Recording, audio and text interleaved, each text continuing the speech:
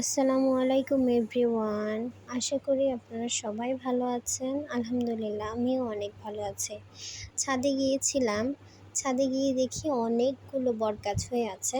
ভাবলাম এখান থেকে একটি বটগাছ নিয়ে নিই, বনসাই বানানো যাবে।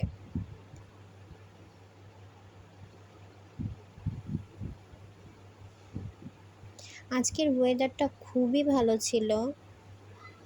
আকাশটা পুরো ক্লিয়ার ছিল। নিচে নেমে এসে দেখি আমার ফুল গাছের টবের একটি টব খালি আছে। যে টবটি খালি ছিল সেই টবে আমি ওই যে ছাদ থেকে আনা বটগাছটি রুয়ে দিব।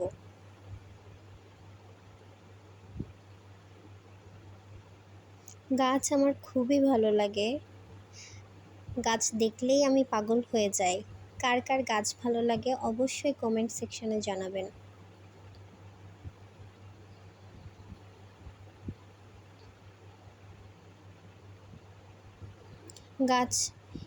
এই গাছটির নাম হচ্ছে রাবার গাছ। গাছটি খুবই সুন্দর মাশাআল্লাহ।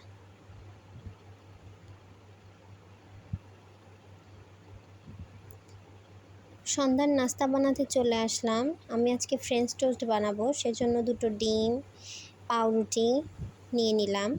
দুটো ডিমের ভিতরে সামান্য চিনি দিয়ে ডিমটাকে ফেটিয়ে নিলাম।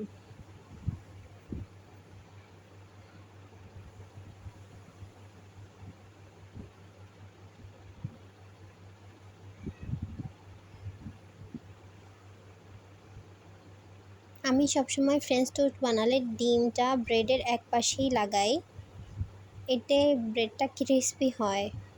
আমার কাছে নরম নরম ফ্রেঞ্চ টোস্ট ভালো লাগে না।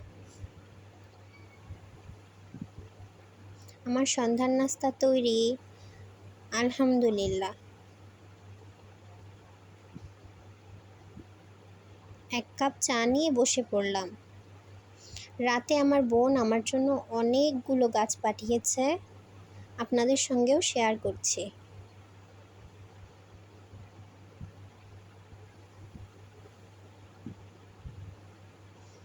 গাছগুলো কি সুন্দর না, মাশাআল্লাহ।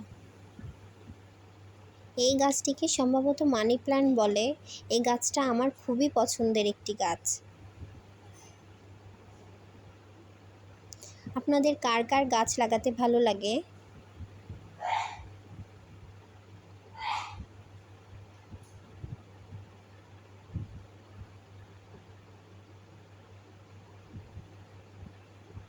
থ্যাংক ইউ আপা, এত সুন্দর সুন্দর গাছ গিফট করার জন্য। এই গাছটা দেখুন খুবই সুন্দর না? এরকম ছোট ছোট টব আমার কাছে আগে থেকেই ছিল। গাছগুলো বের করে আমি এই টবেই রুয়ে দিব।